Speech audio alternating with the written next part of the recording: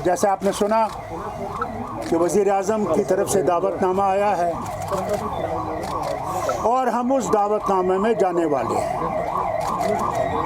वहाँ पे हमें उम्मीद है कि हम अपने जो मौक़िफ़ है उसको वहाँ पे वज़ीर आज़म साहब और होम मिनिस्टर साहब के सामने रखें और उसके बाद जब वो मीटिंग ख़त्म हो जाएगी हम आपको भी ब्रीफ करेंगे यहाँ पे और दिल्ली में भी उनको ब्रीफ करेंगे कि हमने वहाँ क्या किया, क्या कहा और उनका रद्द-ए-अमल क्या था। यही हमने आपसे कहना है। इन सब लीडरों को अपनी पार्टी की तरफ से, क्योंकि ये इंडिविजुअल लीडर्स हैं, इंडिविजुअल पार्टीज़ हैं, इनको भी वैसे ही दावतनामा आएगा जैसे हमें आया है। मेरा जो देखिए, ये भी बात करेंगी अपनी तरफ से, मैं भी बात करूंगा। हमारा जो मौक़िफ़ है वो सबको मालूम है। ये भी हैं, ये भी जाएंगे और तारिगामी साहब भी हैं। नहीं है, आप जानते हैं मुफ्ती साहब हर बात शुरुआत करते थे डायलॉग के साथ। वी आर नॉट अगेंस्ट, हम डायलॉग के खिलाफ नहीं है, पर हम ये ज़रूर चाहते थे कि कुछ कॉन्फिडेंस बिल्डिंग मेजर्स होने चाहिए। जैसे पूरे मुल्क के अंदर कोविड की वजह से जेल में जो कैदी थे उनको रिहा किया गया। जम्मू कश्मीर के हवाले से भी ये होना चाहिए था, जो हमारे सियासी कैदी हैं या दूसरे डेटेनीज़ हैं उनको रिहा किया जाना चाहिए था। अगर वो वाकई चाहते थे कि वो जम्मू कश्मीर के लोगों को रीच आउट करना चाहते हैं, हम लोगों को रीच आउट करना चाहते हैं, जिनको पिछले 2 साल से उन्होंने इतना ह्यूमिलेट किया है, तो मैं समझती हूँ कि कम से कम ये उनको करना चाहिए था। मगर इसका कतई मतलब नहीं है कि हम डायलॉग के खिलाफ हैं।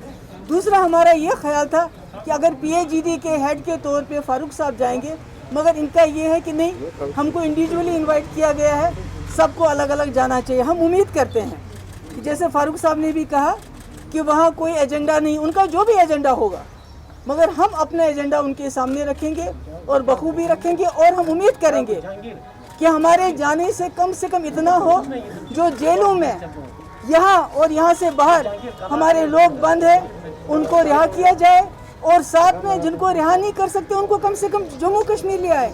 यहाँ गरीब लोग चंदा जमा करके साल में 1 या 2 बार अपने बच्चों से या अपने लोगों से मिलने जाते हैं। अगस्त 5 की डिसीजन के हवाले से क्या उम्मीदें हैं आपकी?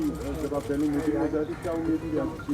नहीं, हम कोशिश करेंगे कम से कम जो कॉन्फिडेंस बिल्डिंग मेजर्स हैं, जैसे कैदियों की रिहाई है, हमारे लोग यहाँ मुसीबत में हैं जिनका बहुत नुकसान हो गया 2019 के बाद, ट्रांसपोर्टर्स हैं, टूरिज्म है, बाकी है, मगर ये बातें बात की हैं। पहले हमारा, जैसे फारूक साहब ने कहा, जो हमारा पीपल्स अलायंस का जो एजेंडा है, जिसके लिए हमने ये अलायंस बनाया हुआ है, जो हमसे छीना गया है, हम उस पर बात करेंगे कि ये आपने गलती की है, ये इलीगल रहा है, ये अनकॉन्स्टिट्यूशनल है, इसको बहाल किए बगैर जम्मू कश्मीर का मसला और जम्मू कश्मीर के हालात और इस पूरे खित्ते में आप अमन बहाल नहीं कर कंसर्न हैं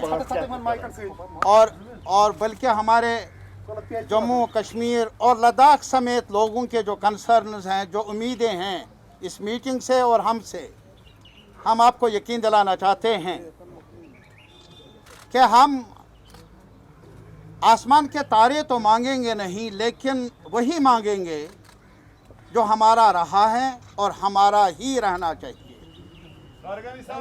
मैं एक गुजारिश, पहले प्लीज हैव सम पेशेंस।